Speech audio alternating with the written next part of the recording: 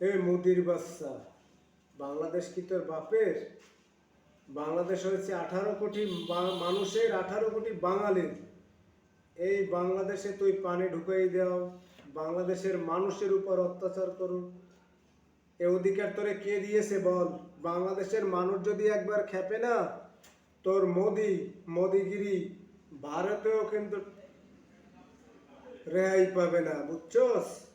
মোদির বাচ্চা, এই ভিডিও সকল মোদিরে এবং মোদির কাছে পৌঁছে দিন, ভারতবর্ষে পুরা বাংলাদেশে পানি আর যদি ছাড়ে তার প্রতিফলনে যে কি হতে পারে মোদি, সেটা একমাত্র আমার আল্লাহ নির্ধারণ করেছে, আর বাকিটা নির্ধারণ করব আমরা 18 কোটি বাঙালি।